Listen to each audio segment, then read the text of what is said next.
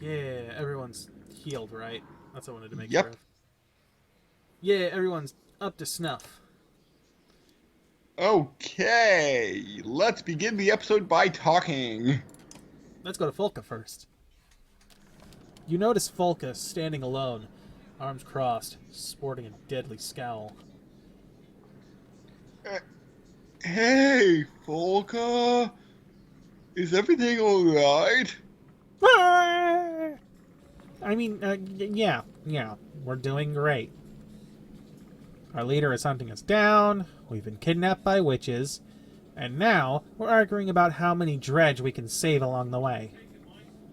It's the kind of thing a little girl grows up dreaming about. I get your point. She glares at you through narrow eyes. You So, nod knowingly. you still care about Ballvark? Are you trying to piss me off? Imagine little Alette hunting you through the darkness, trying to rip your throat out. Now imagine some arse accuses you of having feelings about it.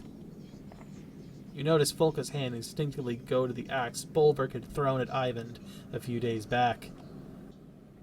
Uh, so you fantasize about Ballvark ripping out your throat.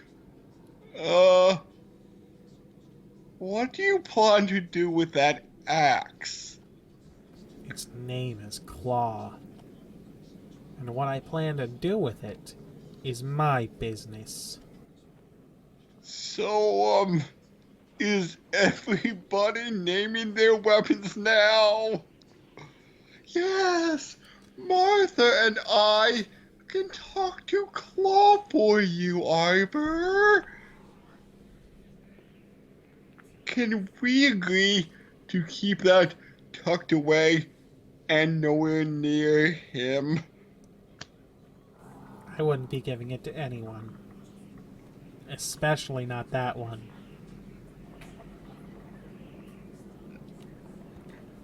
In the sight of, if the sight of it scares you, then yes, I'll keep it safe and snug right here. I'm not suicidal, Ivor. I don't plan. I don't. I'm not going to plant it in the Valka's skull. Not right now. She glares at you through narrow eyes. Are you always are you always this pleasant to be around? I never asked to be around you. I always heard the Varl liked their space. You're not wrong. It must be nice to be accepted for something like that. My kind treat you like you're a disease if you don't act right, but the Ravens, they don't judge. It's not like I want to be completely alone. I just don't need tedious, pointless conversations with every idiot who has an idiot opinion. Go on. Oh, damn it all. You got me talking my eyes. So, are we done here? Go on. Uh, how did a woman like you get accepted by the Ravens anyway? Is this the part where you ask me about my past? We talk about my family and hug. Need some black snow, Varl. These guys all chose to be here, just like me. That's the truth. That's all the family you need to know about. Considering you didn't even mention family, you doubt that's the whole story. But you let it drop. Go on. Uh, we should really keep moving. I get why you came over here. Juno's ready to go. No, no. I came on my own. You know, I used to be great at telling when someone was lying, but it sure is harder these days, isn't it? You know what I mean? Let's get something straight. I take talking to you over Juno, but you're no Raven. And whatever happened to Bulwark, I'm not convinced he doesn't have a good reason for what he's doing. So don't give me a reason to let him. And don't try to get too close and friendly. Uh, all right, Focal. You made yourself clear. Good. Then we might get along. Now, excuse me while I go gather the unkindness. Miss Peggy, I need you over here now.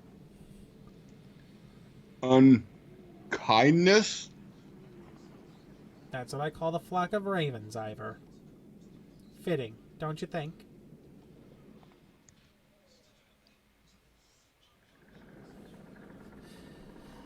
Time for creepy old lady talk. Offren finds a quiet moment to make her way over to you, leaning on her staff. Why didn't you tell me, Varl? Tell you what? About being the destroyer. It isn't something that comes up often in conversation, you know? You'll have to excuse me. I don't always know how to speak with people. I spend a lot of time alone, or with the sculptors. The sculptors? Well, more precisely, they say something like, "We who shape stone." But it's close enough. You didn't think the Dredge call themselves Dredge, did you? There's quite a lot I've learned from them. Some things you may know, many secret. Alfred awaits your reply.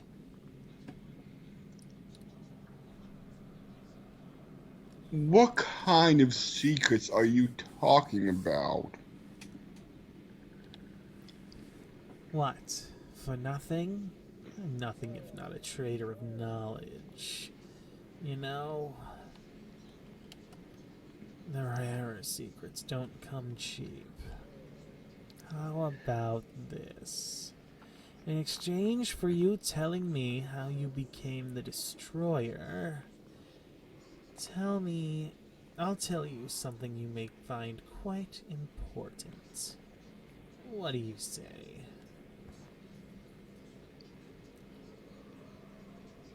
How do I know I can trust you?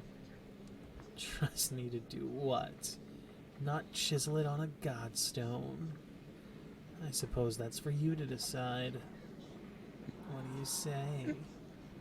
What do you say? There we go. That's the voice she had originally. I'd like to, if you would promise to keep it to yourself. I do.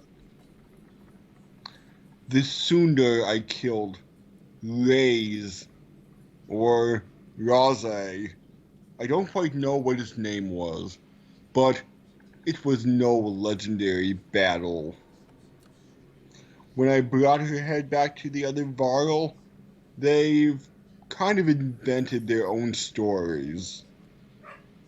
The truth is, I got separated from my allies and found her out in a snowstorm, alone. She was cradling an infant. My axe accidentally killed that child. She didn't put up a fight after that. Indeed. Indeed. It was Bellower's child, Ivor. How can you... Are you certain? Completely. Consider that our trade. There's more to tell. At another time, maybe. How do you learn mending out here on your own? Mending? Call it what it is. We pluck out the threads of reality. Almost anyone can see them if you know how to look. We do think...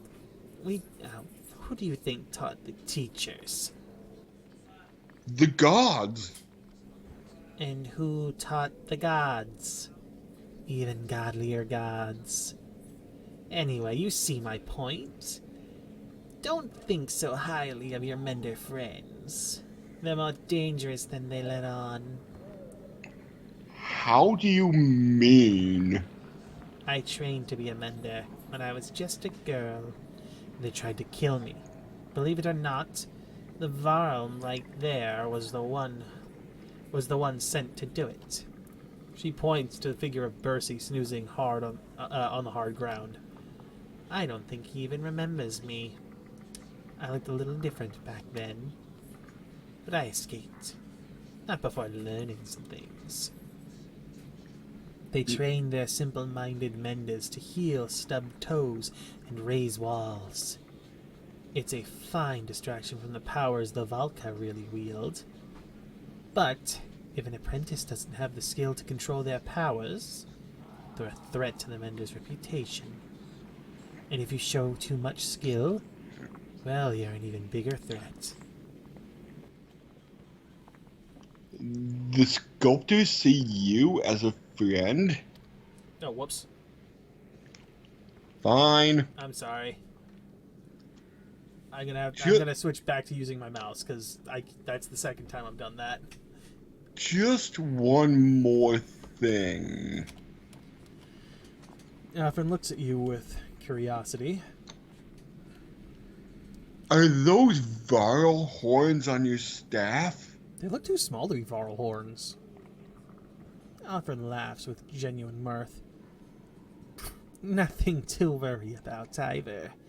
They were a gift that I treasure very much. You see, I have friends of all sorts. But as you said, we should be going. Another story for another time, perhaps.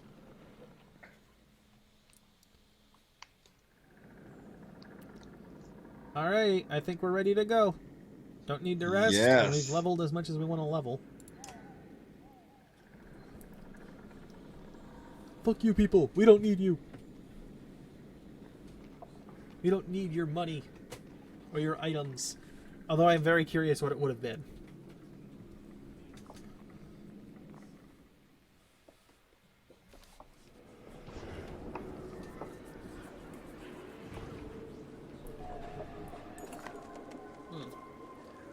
I forget who this guy is. Like, who had him.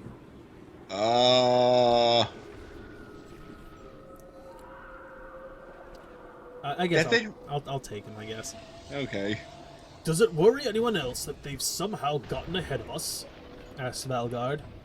What once was a hill has been twisted into a thin strip of land, pulled along like spider silk. The steep drop beneath. Warped shamble back and forth across it, but Bulwark is nowhere in sight. They don't need rest, Volka realizes with a shudder. Bulwark can't confront us directly, not while the Volka lives. He's going to thin the herd all the way to Ridgehorn. Thane! Spits Ollie. It's exactly what we do, isn't it? I bloody hate it. You consider an approach.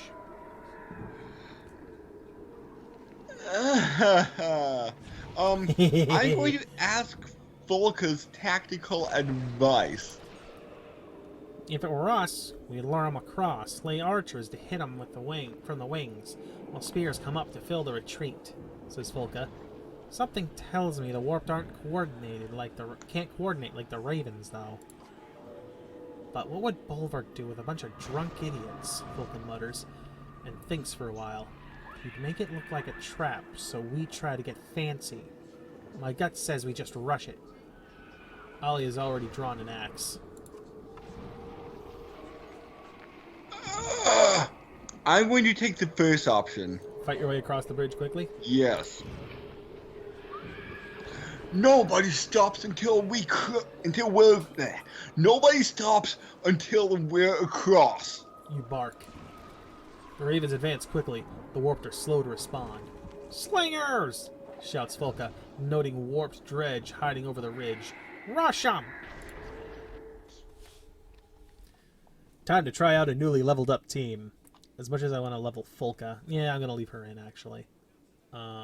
Juno. I'll leave you in. I'll leave Ivan in. I might take Bercy out and put Castaway in just to see what we can get going there. Do I want to throw in Apostate, though?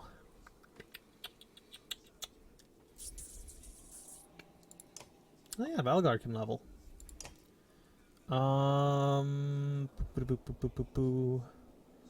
But Martha could level.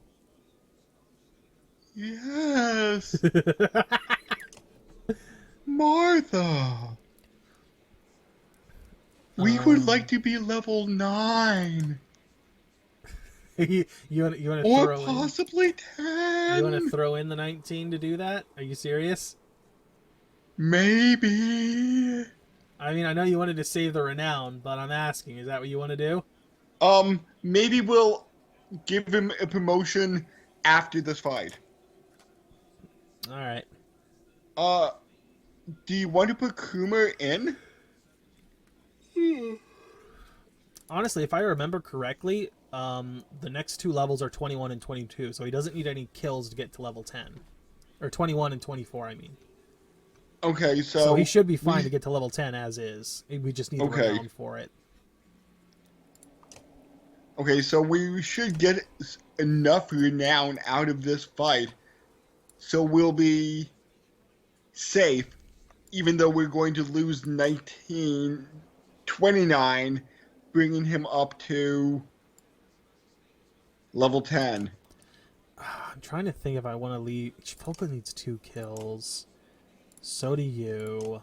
Castaway needs 2 kills. You need a lot, Ivan. I'm actually half tempted to just leave you out completely. Juno needs like 3.